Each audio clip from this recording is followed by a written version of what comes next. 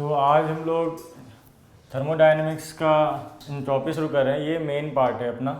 तो एंट्रोपी शुरू करने से पहले हमने जो देख लिया उसे एक बार रिवाइज करते हैं। फिर से एक बार देख लेते हैं अभी तक हमने मेन चीज़ें क्या देखी है। तो ये है इंटरनल एनर्जी और इससे रिलेटेड वर्क, हीट और एंथैल्पी। ये चार चीज़ हमने मेन देखी हैं अभी तक, और बाकी बेसिक डेफिनेशंस वगैरह जो थी।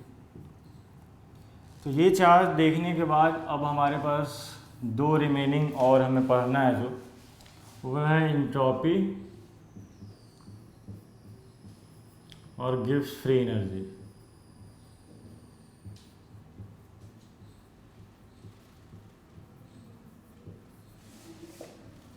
इसे एस से रिप्रेजेंट करते हैं और इसे जी से रिप्रेजेंट करते हैं। तो एंथैल्पी इंटरनल एनर्जी का हमने देख लिया था, सब कुछ डेफिनेशंस वगैरह कैसे कैलकुलेट करते हैं अलग अलग केसेस में। एंथैल्पी हमने रिएक्शंस के लिए भी देखा था, थोड़ा थर्मोकेमिस्ट्री जिसे करते हैं, और अलग अलग तरह के एंथैल्पीज जो होते हैं, heat of formation, enthalpy of combustion etcetera. तो एक पार्ट यहाँ पे थोड़ा सा एंथैल्पी और इंटरनल एनर्जी से रह गया कि प्रैक्टिकली अगर मेजर करना हो डेल्टा यू को एंड डेल्टा एच,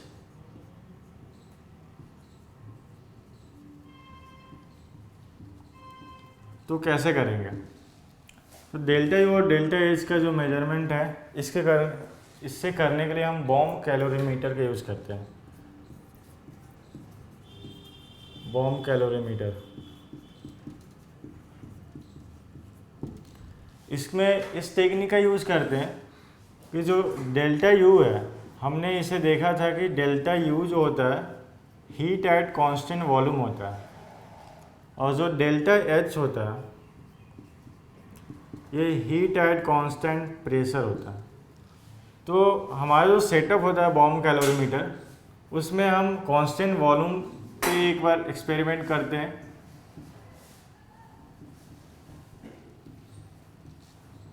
और एक बार कांस्टेंट प्रेशर पे एक्सपेरिमेंट करते हैं,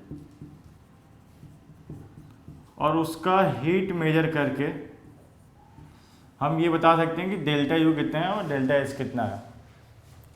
तो जैसे हम देखें कैसे निकालते हैं इसे। सेटअप कुछ ऐसा रहता है, नोट्स में मैंने फिगर डायग्राम दे दिया जो भी।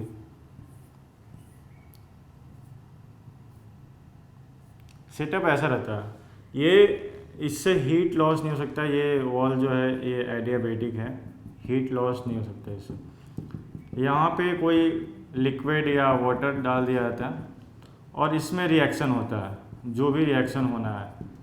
यहाँ पे रिएक्शन हो रहा है, तो यहाँ पे जो भी रिएक्शन हो रहा है वो इस वाटर में आ रहा है, और यहाँ पे एक थर्मामीटर लगा दिए। तो पहले टेम्परेचर मान लेते हैं, इसका T1 आ रहा था, अब आ गया T2, और हमें एक्सपेरिमेंटली या जो भी डिवाइस होता है उसका हीट कैपेसिटी हमें नोन होता है।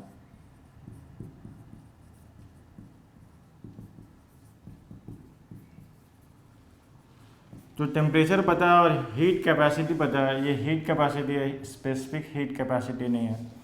तो हम यहाँ से क्यों निकाल सकते हैं, heat capacity into T2 minus T1। तो ये अगर कांस्टेंट वॉल्यूम में जैसे यहाँ कर रहा है तो ये हमारा आ जाएगा डेल्टा यू। अगर इसी को अगर हम कांस्टेंट प्रेशर में करते हैं, कांस्टेंट प्रेशर कैसे कर सकते हैं, हमें अगर कांस्टेंट प्रेशर करना है तो हम इसे कुछ ऐसा कर सकते हैं। यहाँ एक पिस्टन लगा देते हैं, ये एडियाबेटिक है, ये वाटर हो गया, और यहाँ पे रिएक्शन में जनरली कंबशन रिएक्शन लेते हैं, और यहाँ पे सफिशिएंट ऑक्सीजन भी सप्लाई करते हैं कंबशन रिएक्शन अगर हो रहा है तो। कंबशन रिएक्शन ही हमारी बुक में दिया हुआ है, इसलिए हम कंबशन ही करेंगे। तो यहाँ पे कहीं साइड से ऑक्सीजन सप्लाई करते रहते हैं। Access of O2, oxygen access में रहेगा। तो ये हमारा कांस्टेंट प्रेशर हो गया, प्रेशर यहाँ पे, क्योंकि यहाँ पे 1 atm है, तो जैसे जैसे अगर प्रेशर बढ़ेगा तो पिस्टन मूव करेगा और ये कांस्टेंट प्रेशर हो जाएगा। तो यहाँ पे हम QP निकाल लेंगे और यहाँ पे हम QB निकाल सकते हैं। इस तरह हम डेल्टा U और डेल्टा H मेजर कर सकते हैं।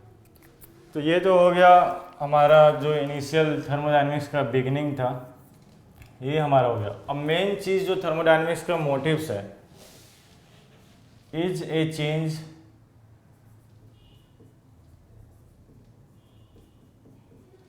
स्पॉन्टेनियस।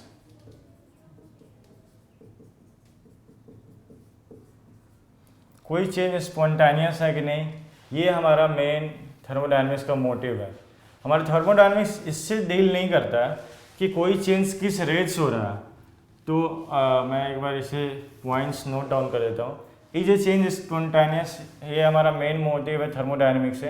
ये हम कैसे देखते हैं, थर्मोडायनेमिक्स के लॉज डिसाइड करते हैं, तो हम देखेंगे कि ये कैसे करते हैं। तो हमने अभी तक इन सारी बेसिक डेफिनेशंस को पढ़ा है, लेकिन हमने अभी इस चीज़ को कवर नहीं किया, तो उसको हम देखेंगे। उससे पहले हम देख ले थर्मोडायनेमिक्स एक्चुअली, अब हम मेन पार्ट में जाने जा रहे हैं, अभी तो इंट्रोडक्शन था। तो इज ए चेंज स्पॉन्टेनियस, ये थर्मोडायनेमिक्स डिसाइड करेगा। थर्मोडायनेमिक्स जो होता है, इट इज़ नॉट कंसर्न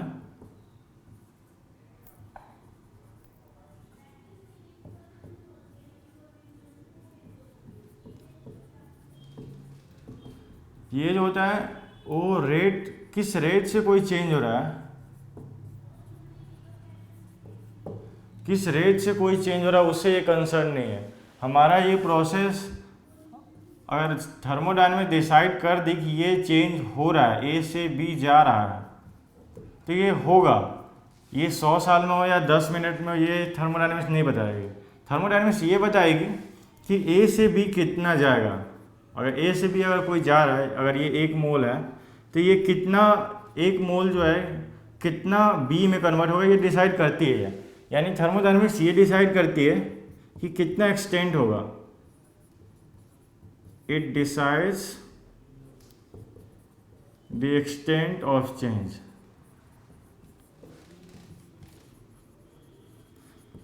ये 3 चीज़ें हमें ध्यान में रखनी है कि थर्मोडायनेमिक्स डिसाइड करता है कि चेंज होगा कि नहीं होगा, और डिसाइड करता है कि चेंज कितना होगा, लेकिन किस रफ्तार से होगा, किस स्पीड से होगा, ये डिसाइड नहीं करती है।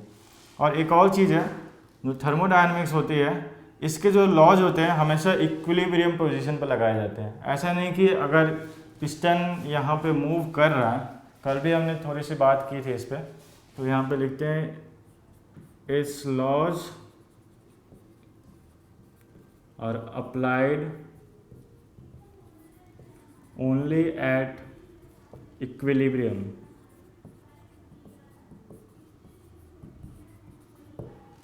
कहने का मतलब क्या है, जैसे अगर ये एक पिस्टन है,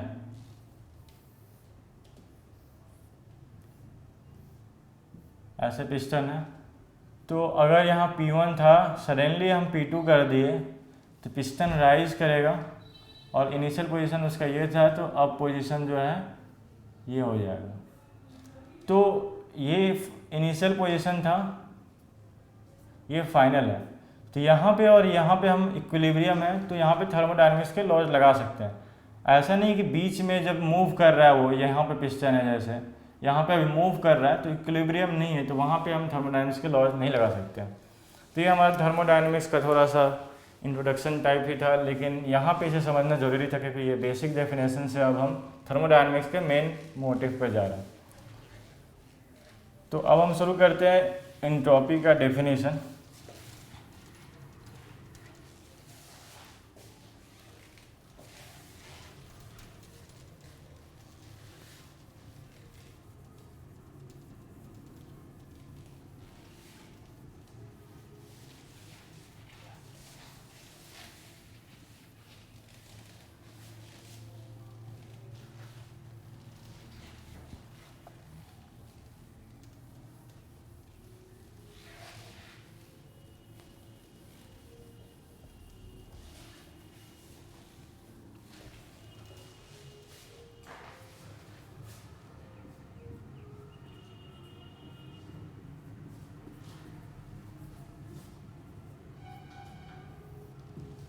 तो जब लोगों को लगा थर्मोडायनामिक्स से सब चीज़ डिफाइन कर दिया गया, तो अब लगा कि अब कैसे हम डिफाइन करें कि ये चेंज होगा नहीं होगा। लोगों को लगा कौन सी ऐसी क्राइटेरिया होगी जो डिसाइड करेगी कि ये चेंज होगा या नहीं होगा। तो लोग सबसे पहले स्टार्ट किए अपने ऑब्जर्वेशंस को देखते हुए। तो लोग ऐसा करते हैं, लोगों ने ऑब्जर्वेशंस को देखा, तो हम यहाँ पे कुछ ऑब्जर्वेशंस लेंगे जो लोगों ने देखा।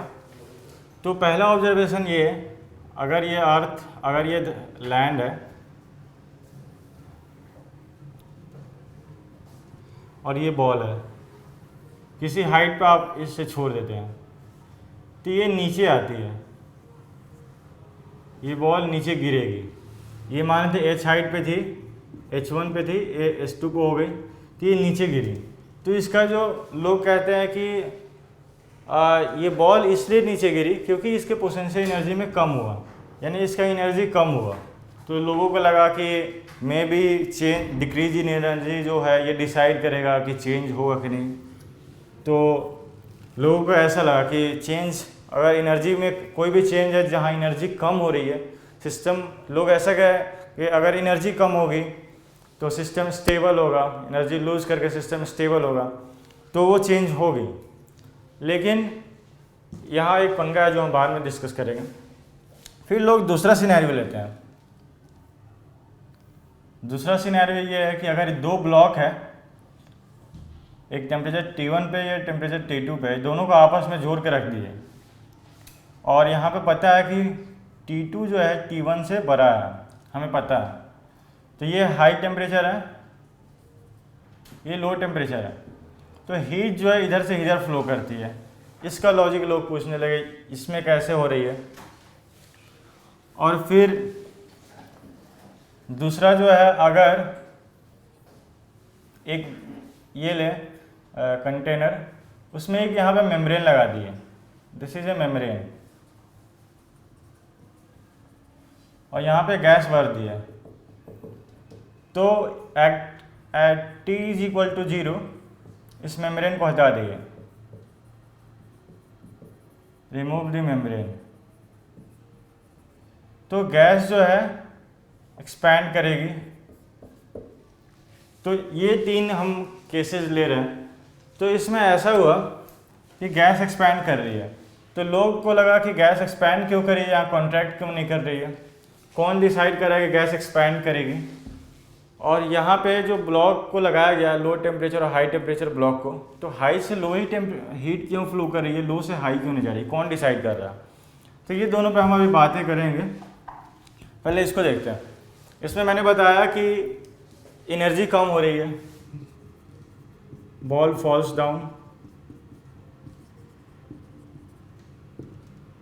एनर्जी डिक्रीजेस, एनर्जी डिक्रीज हो गई बॉल की। तो लोग ने, पीपल थॉट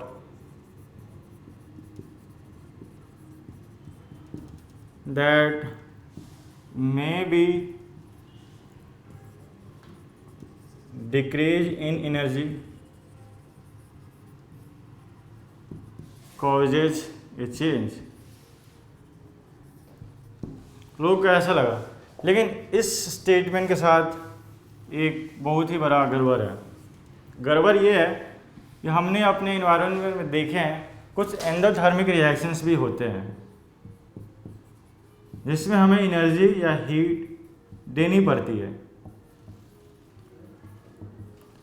एंडोथर्मिक रिएक्शंस भी होते हैं जो जिन्हें हमें हीट देनी पड़ती है, यानी हम उसे एनर्जी दे रहे हैं, उसे एनर्जी रिलीज नहीं हो रही है, फिर भी वो रिएक्शन हो रही है।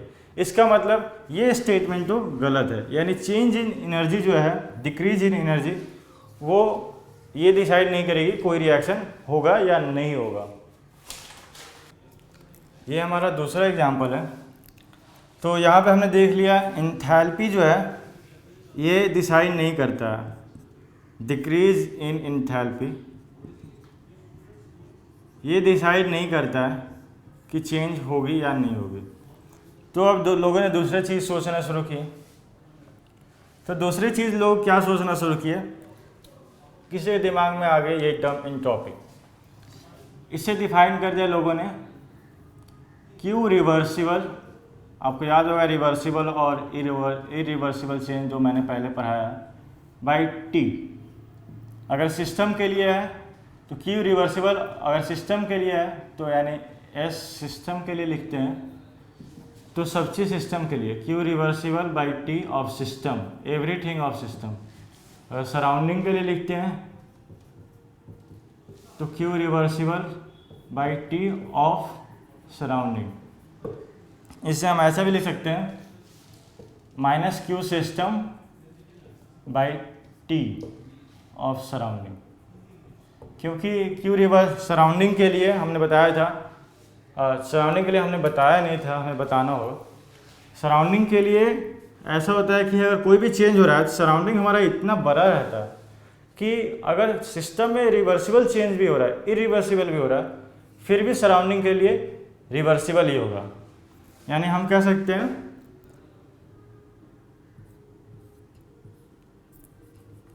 Even if a process occurs irreversibly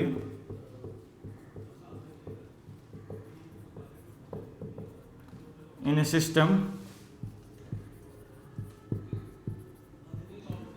it is always reversible for surrounding। इसलिए हम यहाँ लिख सकते हैं Q surrounding is equal to minus Q, कोई भी क्यू रिवर्सिबल या इरिवर्सिबल, रिवर्सिबल और irreversible, it's always reversible for surrounding is equal to minus Q system. It may be of reversible और irreversible, it is always reversible for surrounding. तो यहाँ से हम ये निकालिए, इन दोनों डेफिनेशंस को आप याद रखें, इससे हम आगे यूज़ करेंगे।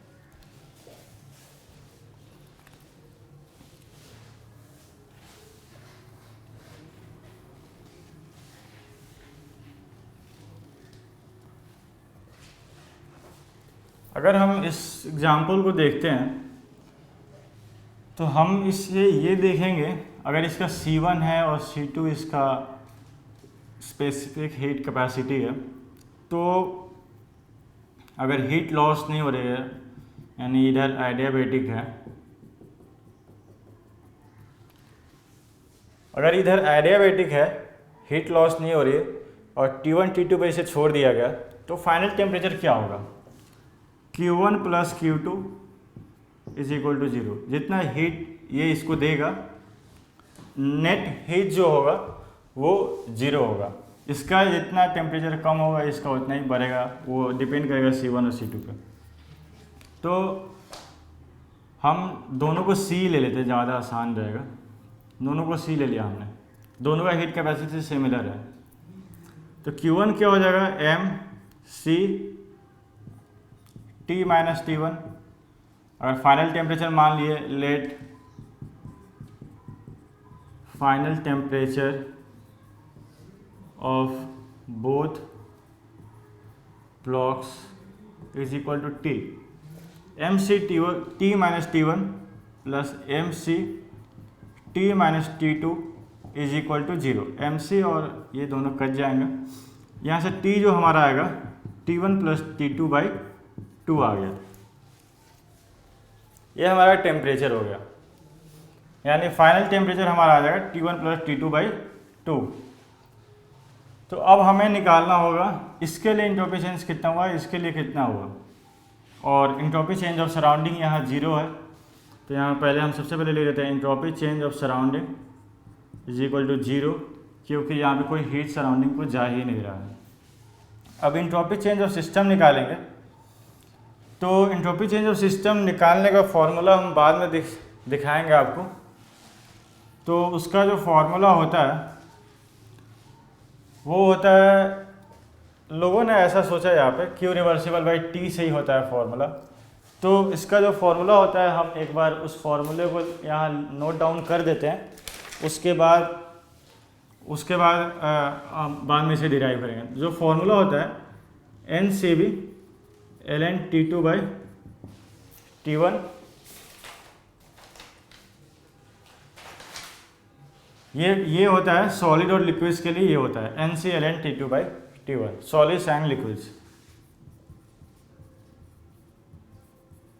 इसे हम बाद में प्रूव भी करेंगे।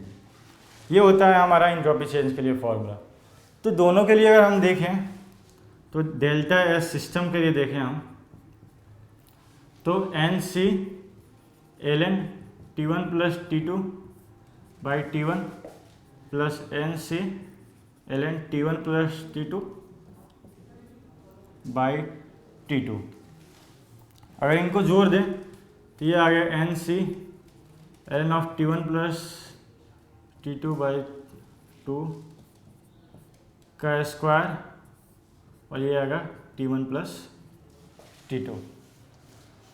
अगर हम देखें इसे T1 और T2 को देखें,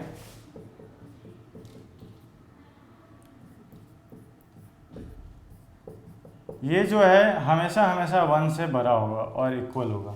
ये हम AMGM से देख सकते हैं। तो अगर ये 1 से बड़ा है तो log ऑफ उतना, ln ऑफ उतना हमेशा 1 से बड़ा होगा। ये भी 1 से 0 से बड़ा होगा। तो हम देख लिए डेल्टा एस सिस्टम पॉजिटिव आ गया। तो जो डेल्टा एस सराउंडिंग है वो ग्रेटर देन ये 0 है, और जो डेल्टा एस सिस्टम है ग्रेटर देन 0 है। तो जो डेल्टा एस इनवर्स हो जाएगा वो ग्रेटर देन 0 होगा। तो यहाँ से डेल्टा एस लोगों ने देखा ये ग्रेटर देन 0 हुआ, तो लोगों ने ऐसा कहा कि एंट्रोपी अगर बढ़ रही है किसी भी कोई भी चेंज के कारण, अगर एंट्रोपी बढ़ रही है तो वो चेंज पॉसिबल है। हमने यहाँ पे देख लिया डेल्टा एस ग्रेटर देन 0 इसलिए ये हो रही है। तो लोगों ने ये हाइपोथेसाइज कर दिया, यही सेकेंड लॉ है। सेकेंड लॉ का एक्चुअल स्टेटमेंट्स भी है, वो इंजन से रिलेटेड है, वो हमारे कोर्स में नहीं है। तो हम यहाँ पे बस यही डिसाइड करें कि डेल्टा एस अगर ग्रेटर देन 0 है तो वो चेंज पॉसिबल है। तो ये एक अलग दूसरा पहला भी हुआ, मैथमेटिकल भी हो गया एंट्रोपी का। बस यहाँ पे एक हमने एक्स्ट्रा जो यूज़ किया, ये फॉर्मूला यूज़ किया, इसे हम अभी डिराइव करेंगे थोड़ी देर में, आपको उस समय ये क्लियर हो जाएगा। तो जो तीसरा एग्जाम्पल है उसे लेते हैं।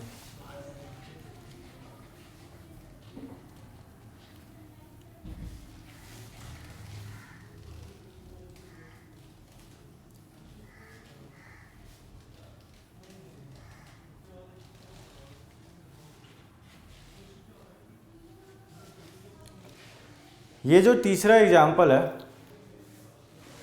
लोगों ने एंट्रोपी को विजुअलाइज करने के लिए ऐसा कर दिया कि एंट्रोपी को कह दिया कि ये सिस्टम की रैंडमनेस को शो करता है। It shows randomness of A system. It से मेरा मतलब है एंट्रोपी। ये सिस्टम की रैंडमनेस को शो करता है। लोगों ने ऐसा कहा।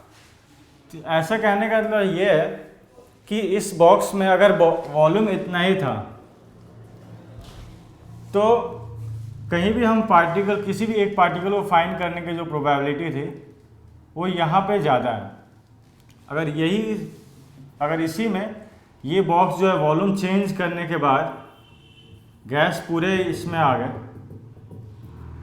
तो कोई एक पार्टिकल को फाइंड करने की प्रोबेबिलिटी यहाँ पे और कम हो जा रही है, यानी सिस्टम ज़्यादा रैंडम है। जैसे वॉल्यूम बढ़ा सिस्टम और ज़्यादा रैंडम हो गया।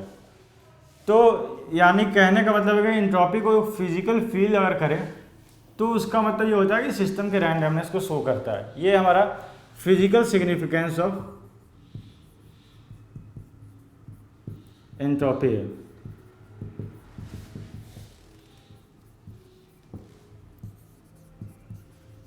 अब ये हम कैसे डिसाइड करेंगे कि physical significance of entropy randomness को शो करता है। तो अब हम देखते हैं डिफरेंट केसेस में कैसे रैंडमनेस डिसाइड करेंगे, कैसे हम रैंडमनेस को देखेंगे अगर रैंडमनेस बढ़ रहा है या घट रहा है। तो पहला केस लेते हैं, टेम्परेचर के साथ क्या होता है।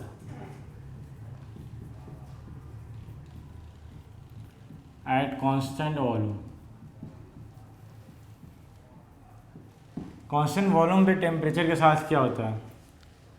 तो टेम्परेचर के साथ इसको समझने के लिए ऐसा देख सकते हैं, जैसे जैसे हम टेम्परेचर बढ़ाएंगे, कोई एक पार्टिकल होगा उसकी काइनेटिक एनर्जी बढ़ जाएगी, क्योंकि काइनेटिक एनर्जी ऑफ पार्टिकल हमने आइडियल गैस के लिए पढ़ा होगा 3/2 kT होती है। तो वो डायरेक्टली प्रोपोर्शनल टू टेम्परेचर, यानी टेम्परेचर बढ़ाएंगे तो उसकी वेलोसिटी बढ़ जाएगी। उसकी वेलोसिटी बढ़ जाएगी तो सारे पार्टिकल्स इधर उधर फास्टली मूव करेंगे, बहुत ही स्पीडली मूव करेंगे, बहुत ही जल्दी जल्दी मूव करेंगे, इसलिए उसका रैंडमनेस बढ़ जाएगा। इसलिए टेम्परेचर इंक्रीजेज,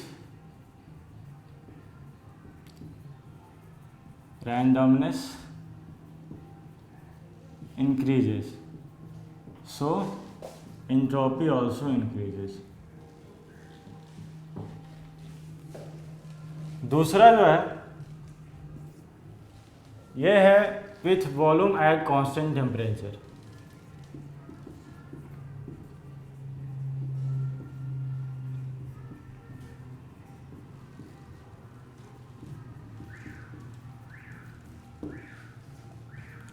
इसमें ऐसा होता है, अभी जो ये हमारा यही वाला केस था, वॉल्यूम इंक्रीज़ किया और रैंडमनेस इंक्रीज करता है, क्योंकि किसी भी पार्टिकल को फाइंड करने की प्रोबेबिलिटी एक जगह पे कम हो जाती है, तो सिस्टम ज़्यादा रैंडम हो गया, कोई भी चीज़ ज़्यादा एक्यूरेटली डिफाइंड नहीं है। तो यहाँ पे random volume increases,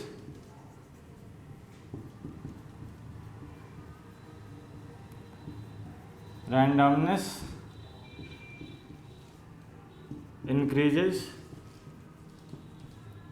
so entropy increases। अब जो तीसरा लेते हैं, ये फेज चेंज से रिलेटेड है। तो फेज चेंज में क्या है,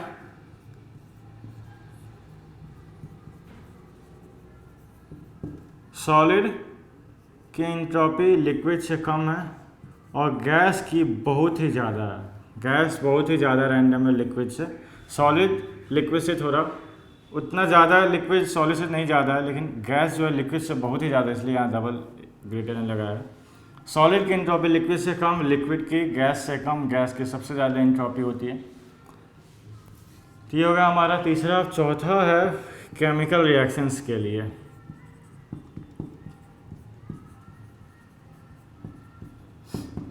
केमिकल रिएक्शंस के लिए जो एंट्रोपी चेंज है, इसमें ऐसा है, अगर A plus B going to 4C, ठीक है, सारे गैसियस है, अगर सारे गैसियस है तो अगर इसमें कोई लिक्विड है या सॉलिड है उसे आप नेगलेक्ट करेंगे। तो इसमें आपको मैंने लास्ट क्लास में बताया था डेल्टा NG कैलकुलेट करने का तरीका। अगर डेल्टा NG ग्रेटर देन 0 है और रिएक्शन इधर जा रही है तो एंट्रोपी जो है इंक्रीज करेगा। अगर डेल्टा NG लेस देन 0 है, एंट्रोपी जो है डिक्रीज करेगा। तो यहाँ पे जो डेल्टा NG है ये कितना हो गया, 4 - 1 - 1 2। इसलिए यहाँ पर अगर रिएक्शन प्रोसीड करती है आगे तो जो डेल्टा NG है वो ग्रेटर देन 0 है और एंट्रोपी इंक्रीज करेगा। अगर उसी तरह इसमें सॉलिड रहता तो डेल्टा NG 4 - 1 3 रहता।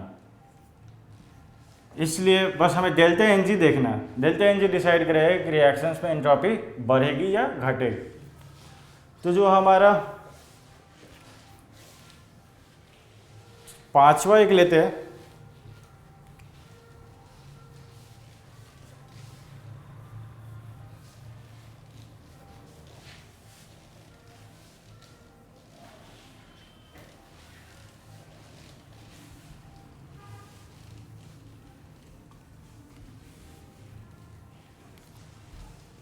जो पांचवा है एटोमिसिटी के रेस्पेक्ट में है।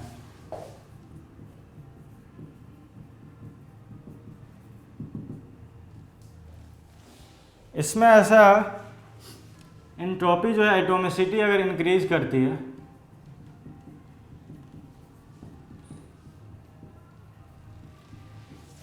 इंट्रोपी भी इंक्रीज करती है। इसमें ऐसा एटोमिसिटी आपने पढ़ा होगा, एटोमिसिटी क्या होता है, CH4 का जो एटम है, कितने सारे इसमें एटम्स है वो डिसाइड करता है इसका एटोमिसिटी। जैसे O2 का जो एटोमिसिटी है ये डायएटोमिक है, N2 का भी डायएटोमिक है और O3 का ट्राइएटोमिक है, ये इसकी एटोमिसिटी डिसाइड करती है। तो जैसे जैसे एटोमिसिटी बढ़ेगा वैसे वैसे एंट्रोपी बढ़ेगी। लेकिन इसमें ऐसा है कि अगर सेम एटोमिसिटी वाले जैसे O2 और N2 है, इसमें एटोमिसिटी, इसमें तो एटोमिसिटी दोनों का सेम है, तो इसमें एंट्रोपी क्या होगी? तो इसमें ऐसा है कि जिसकी मॉलिक्यूलर मास ज़्यादा होगी, नोट करके लिख देते, for same atomicity entropy increases, entropy increase is more for more molecular mass element। तो ये हो गया हमारा फिजिकल सिग्निफिकेंस ऑफ एंट्रोपी। अब हम थोड़ा हार्डकोर मैथ्स की तरफ चलेंगे जो एंट्रोपी से रिलेटेड है और एंट्रोपी कैसे फाइंड करते हैं।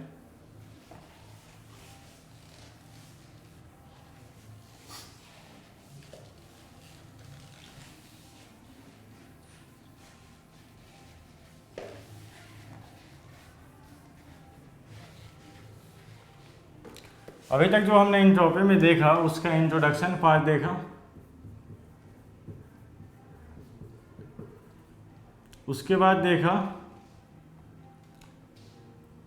रैंडमनेस का सिग्निफिकेंस,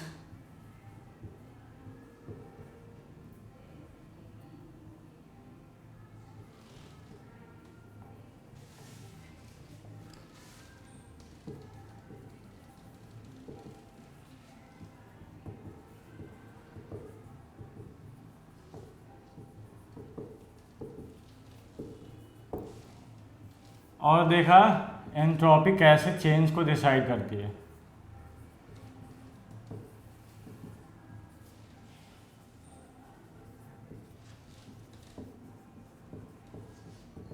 एंट्रोपी किसी भी चेंज की स्पॉन्टेनियस होने की डिसाइड करती है। ये तीनों चीज़ें हम देख लिए। अब हम देखेंगे एंट्रोपी की जो मैथमेटिकल डेफिनेशन दिए थे, Q रिवर्सिबल बाई T, इसको सबसे पहले समझेंगे ये Q रिवर्सिबल है क्या। तो लोगों को ऐसा लगता है कि जो S equal to Q reversible by T है, इसमें Q रिवर्सिबल मतलब अगर कोई प्रोसेस रिवर्सिबली हो रहा है तो उससे जो Q रिलेटेड आएगा वो उसका Q रिवर्सिबल होगा। तो यहाँ पे कोई भी प्रोसेस अगर रिवर्सिबल हो रहा है तो उससे Q reversible by T system आ जाएगा, तो वो एंट्रोपी ऑफ सिस्टम हो जाएगा। लेकिन अगर कोई प्रोसेस इरिवर्सिबल हो रहा है तो क्या होगा? अगर कोई प्रोसेस इरिवर्सिबल हो रहा है तो क्या उसके एंट्रोपी कुछ नहीं आएगा क्या? तो इसको देखने के लिए हमें ऐसा करना है, कोई भी प्रोसेस A से B जा रहा है, हम इसको एक तरीके से आते हैं, रिवर्सिबल तरीके से आते हैं और एक इरिवर्सिबल तरीके से आते हैं। नोट दैट कि यहाँ पे A इनिशियल स्टेज है, B फाइनल स्टेज है, और हमें ऐसे जाना होगा कि इरिवर्सिबल और रिवर्सिबल से जो फाइनल स्टेज है वो सेम ही होना चाहिए, तभी हम जो आगे बोलेंगे वो सही होगा। तो Q रिवर्सिबल बाई T का मतलब यही है। ये बहुत ही इंपॉर्टेंट रिवर्सिबल वाला जो टर्म है, इससे आप हमेशा ध्यान रखें। तो ये Q रिवर्सिबल बाई T है। इसमें ऐसा है कि आप किसी भी प्रोसेस को कैसे भी जाइए, हम तो उससे रिवर्सिबल प्रोसेस से जाएंगे वहाँ तक और वो Q निकालेंगे। A से B मैं इरिवर्सिबली भी जा रहा हूँ, लेकिन मैं अगर एंट्रोपी चेंज निकालना चाहता हूँ किसी सिस्टम का, तो मैं A से B रिवर्सिबली जाऊँगा और Q कैलकुलेट करके वहाँ से Q बाई T करके वहाँ से एंट्रोपी ऑफ सिस्टम निकालेंगे। तो ये हमारा सिग्निफिकेंस है मेन, कि even if a process from A to B occurs irreversibly, I will construct a reversible path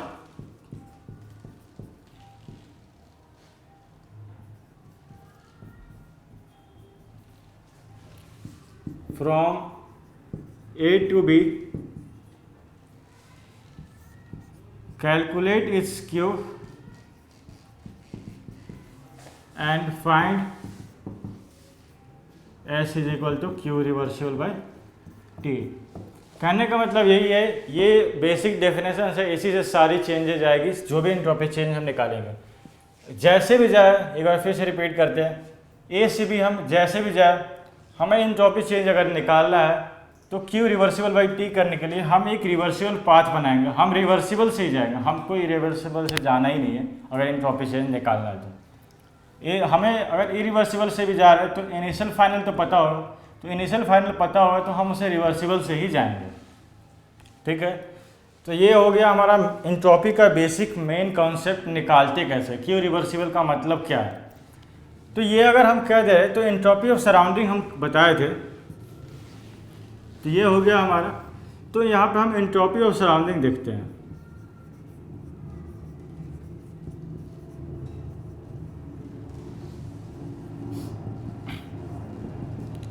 तो मैंने बताया था कि प्रोसेस कैसे भी हो, सिस्टम में रिवर्सिबल से हो या इरिवर्सिबल से, एंट्रोपी जो होती है सराउंडिंग के लिए हमेशा minus Q system by T होती है।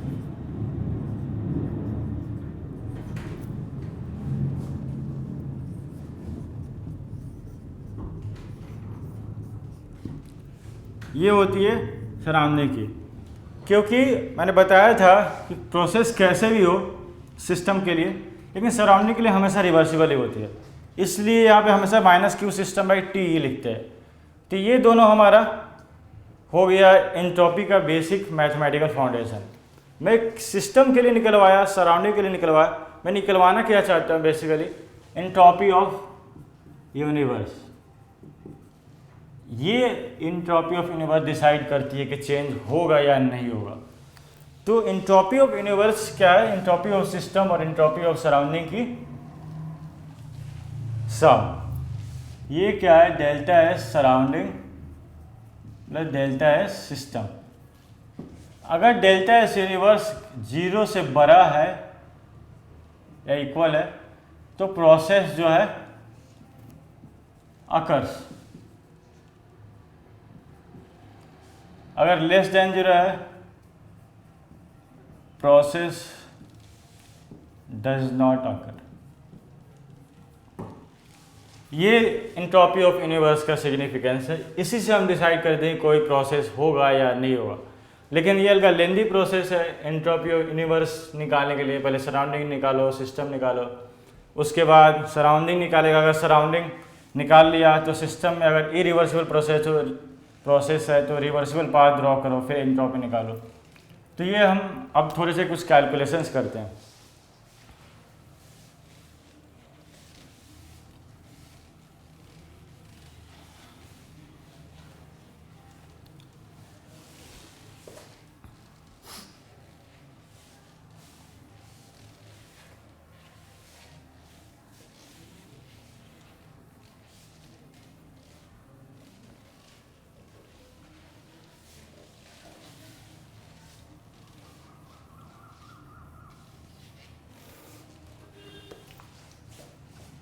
एंट्रोपी कैलकुलेशन हमने एंथैल्पी कैलकुलेशन और इंटरनल एनर्जी कैलकुलेशंस भी देखे थे,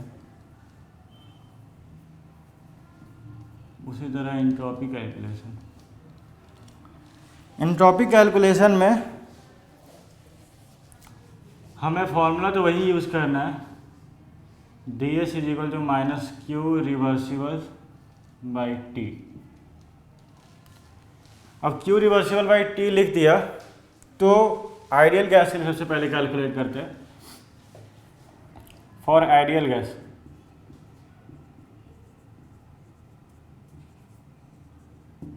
पहला केस इस पे भी एज्यूम किया है no chemical reactions and phase change.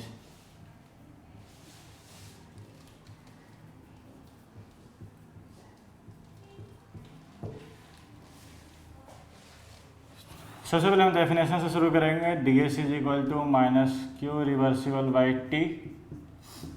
अब क्यू रिवर्सिबल है, यहाँ पे हम फर्स्ट लॉ यूज करेंगे। तो क्यू रिवर्सिबल को हम फर्स्ट लॉ से क्या ले सकते हैं? फर्स्ट लॉ होता है delta U is equal to Q plus W. Q reversible से क्या ले सकते हैं?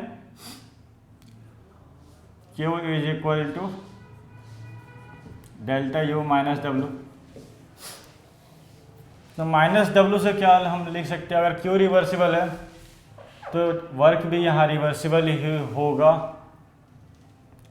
Minus of delta U minus W. अब देखिए यहाँ पे जो वर्क आता है, यहाँ पे हम इसको क्या लिख सकते हैं? ये डी एस है, तो देयरफॉर हमें इसे इंटीग्रेट करना होगा। अब आइडियल गैस है, आइडियल गैस के लिए हमें पता है डेल्टा यू क्या होता है। माइनस को पहले ओपन कर लें, तो माइनस को ओपन करेंगे तो ये हो जाएगा W minus delta U by T. अब अगर हम देखें तो हमें किसी भी पाथ से जाए, प्रोसेस जो है रिवर्सिबल हो या इरिवर्सिबल हो, हम रिवर्सिबल से ही जाएंगे और वर्क डन का फॉर्मूला निकालेंगे। तो हमें रिवर्सिबल से जाएंगे तो P is equal to P gas होता है फॉर रिवर्सिबल। तो वहाँ से हम पी डी भी कर सकते हैं डब्लू को। तो एक्चुअली यहाँ डी क्यू रिवर्सिबल होता है, तो यहाँ डी यू और डी डब्लू आएगा। तो डी डब्लू को हम पी डी भी लिख सकते हैं माइनस डी यू को N C V D T लिखेंगे। आइडियल गैस के लिए हमने पढ़ा था, इसको इंटीग्रेट करना है। अगर इसको हम अलग अलग कर ले तो हमें क्या मिलता है? Integral of P D V by T minus integral of N C V D T by T. यहाँ से हम आइडियल गैस के लिए यूज़ करेंगे इक्वेशन, और आइडियल गैस के लिए अगर यूज़ करते हैं तो P V is equal to N R T. तो P क्या आ गया? एन P बाई टी आ जाएगा एन आर बाई वी। ये हमारा आइडियल गैस का इक्वेशन यहाँ यूज़ करते हैं, और इस P बाई टी को लिख देते हैं। एक्चुअली यहाँ माइनस पी एक्सटर्नल आएगा, क्योंकि वर्क डन का फॉर्मूला यहाँ से हम लिख सकते हैं work is equal to minus of P external into D V, और माइनस पी एक्सटर्नल और पी गैस इक्वल है, यहाँ माइनस पी डी वी आएगा। तो यहाँ माइनस पी बाई टी को लिख सकते हैं minus N R by V times D V, और इससे लिख सकते हैं minus N C V D T by T. Integrate करना है V1 से V2 तक, इसमें T1 से T2 तक, और ये जो फॉर्मूला हमारे पास आएगा वो आएगा minus of N R L N V2 by V1 minus of N C V L N T2 by T1। Sorry, there is a minus sign everyone.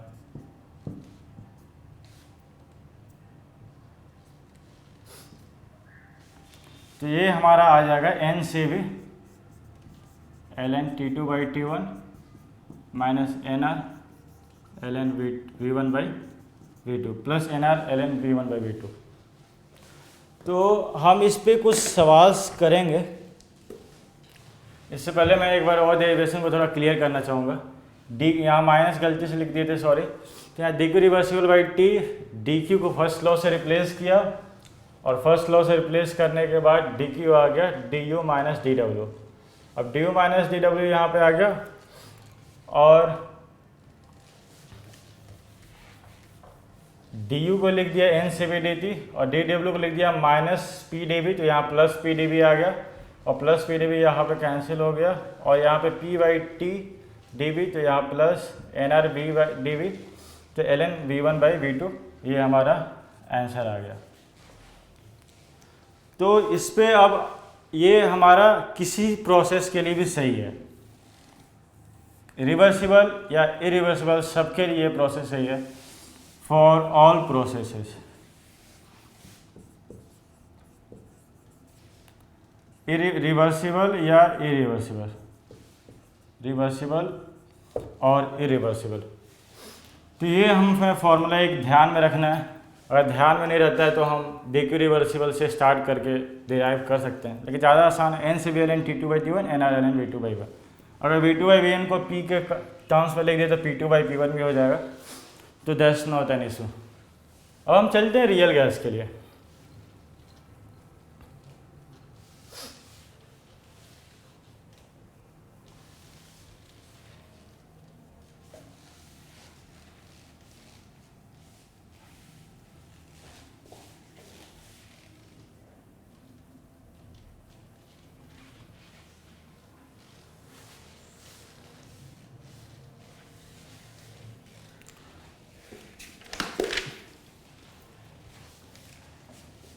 तो रियल गैस के लिए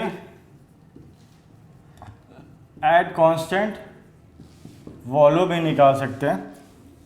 तो रियल गैस के लिए ऐड कांस्टेंट वॉल्यूम निकालते हैं। तो definition से स्टार्ट किया, D S is equal to Q reversible D Q reversible by T. First law से डी क्यू रिवर्सिबल को रिप्लेस किया तो D S is equal to आ जाएगा D U minus D W by T. Since यहाँ volume constant है, D W जो है वर्क जीरो जाए, क्योंकि वर्क होता है पी एक्सटर्नल डी वी और यहाँ डी वी जो है जीरो है, यहाँ तो आ गया डी यू बाई टी। अब रियल गैस के लिए हमने डी यू का फॉर्मूला पढ़ा था, तो फॉर रियल गैस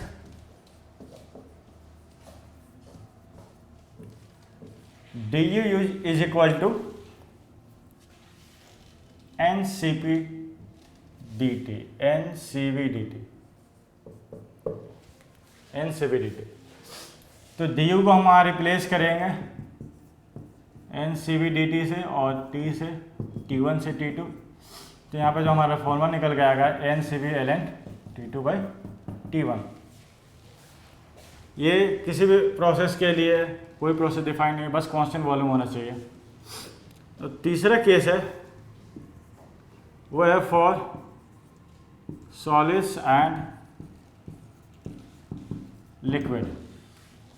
तो सॉलिड एंड लिक्विड के लिए जो केस है, यहाँ पे हम लिखेंगे D S is equal to D Q reversible by T. Solid में वॉल्यूम चेंज तो होता ही नहीं है, इसलिए वहाँ भी डी डब्ल्यू जीरो हो जाएगा, यहाँ भी डी डब्ल्यू जीरो हो जाएगा, क्योंकि नेग्लिजिबल चेंज इन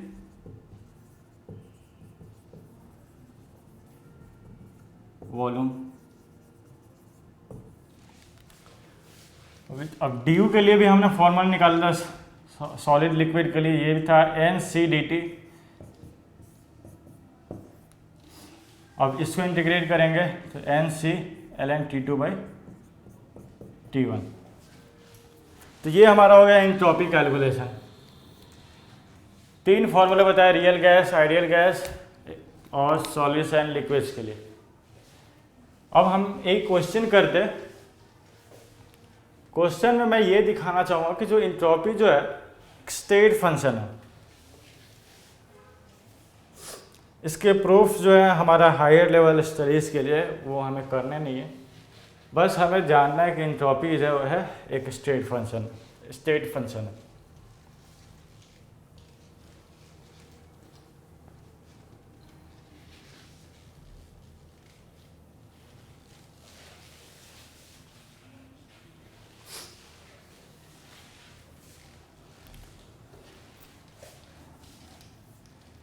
तो हम कहना क्या चाहते हैं, एंट्रोपी इज ए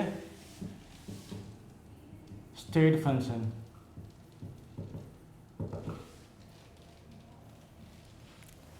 ये एंट्रोपी स्टेट फंक्शन है, इसका मैथमेटिकल प्रूफ है जो हमें करना नहीं है, हम बस एक सवाल के थ्रू लेते हैं। एक प्रॉब्लम है, तो ये हमारे पास एक क्वेश्चन है एंट्रोपी का। इसमें मैं दिखाना चाहता हूँ जो एंट्रोपी ये स्टेट फंक्शन है, यानी एक प्रोसेस है जो ए से डी जा रहा है, ए बी सी पाथ से और ए सी डी पाथ से। तो दो पाथ्स हैं, पहला पाथ है पाथ 1 है ए बी डी, पाथ 2 है ए सी डी।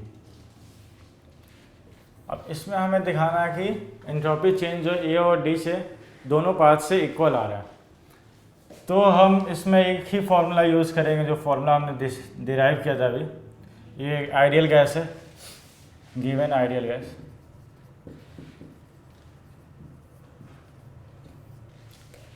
तो फॉर्मूला है हमारे पास delta S is equal to N C B L N of T2/T1 plus NR ln V2/V1। ठीक है, तो ये हमारे पास फॉर्मूला है।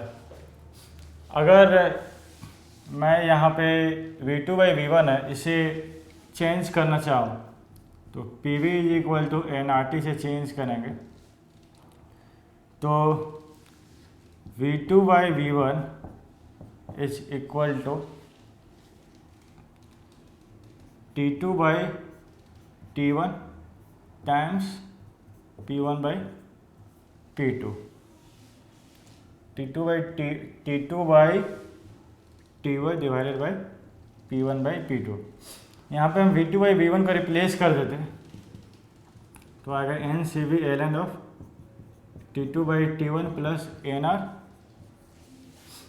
ln of T2/T1 plus into P1/P2। अब इसे ऐड कर दे तो आ जाएगा N C B L N of T2/T1 plus NR ln of log वाले फॉर्मूले से प्लस ln ऑफ P1/P2। अब यहाँ से NR ln T2/T1 को कॉमन लिया तो यहाँ आ गया n ln T2/T1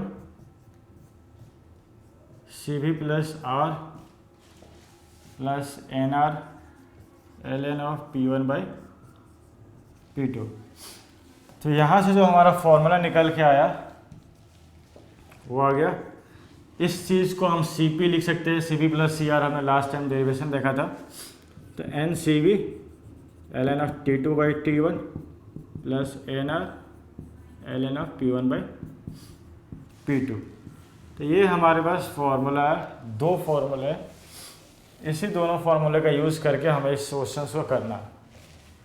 तो यहाँ से देखते हैं, यहाँ और यहाँ देखें तो वॉल्यूम कांस्टेंट है, टेम्परेचर चेंज हो रहा है और प्रेशर चेंज हो रहा है। ठीक है, तो टेम्परेचर कितना चेंज हो रहा है, टेम्परेचर डबल हो रहा है। तो इस फॉर्मूला को लगाएं, n इज इक्वल टू 1 दिया हुआ गिवन है। फार्मूला लगाए, अगर प्रेशर वाला फार्मूला लगाए, अगर इसमें वॉल्यूम वाला देखें फार्मूला तो वॉल्यूम कांस्टेंट है, 22.4 लीटर है वॉल्यूम। V2/V1 1 हो गया इस केस में। V2/V1 अगर 1 हो गया तो ये चीज़ 0 चली गई। अगर 0 चली गई तो T2/T1 बस बचेगा, तो यहाँ आ जाएगा CV ln ऑफ T2/T1 2। इसका एंट्रोपी चेंज आ गया CV ln 2। और इसमें देखें, इसमें प्रेशर कांस्टेंट है, इसमें चेंज हो रही है टेम्परेचर। तो यहाँ पे जो आएगा ये फॉर्मूला यूज़ करते हैं, CP P1/P2 इक्वल है, तो ये गया 0, बच गया ये। और यहाँ पे आ जाएगा CP ln ऑफ 819/5436, ये आ जाता है CP ln ऑफ 3/2। उसी तरह इसमें देखते हैं, इसमें प्रेशर कांस्टेंट है, तो यहाँ आ जाएगा यहाँ पर ये वाला फॉर्मूला यूज़ करेंगे। प्रेशर कांस्टेंट है तो NCP/ln T2/T1 और T2/T1 अगर देखते हैं यहाँ पे तो यहाँ आ जाएगा CP/ln 3/2। उसी तरह यहाँ पे देखें, यहाँ पे वॉल्यूम कांस्टेंट है तो यहाँ पे अगर आ जाएगा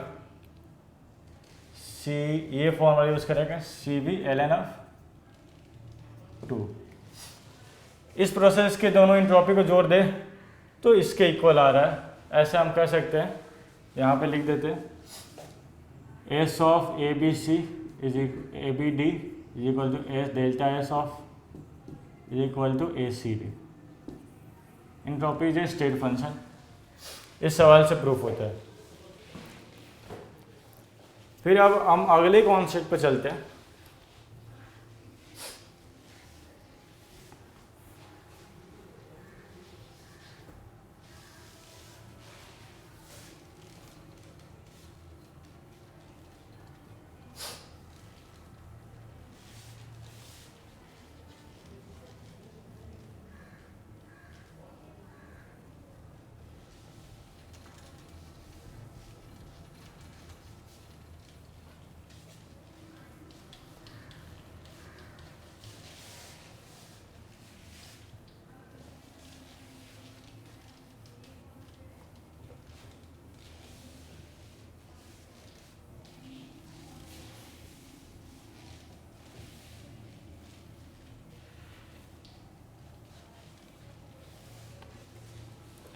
अगला जो कॉन्सेप्ट है, टेम्परेचर के साथ इंट्रॉपी कैसे चेंज करती है और रिएक्शन के इंट्रॉपी चेंज कैसे निकालते हैं। तो टॉपिक है variation of entropy with temperature at constant pressure, और दूसरा है calculating delta S of A reaction.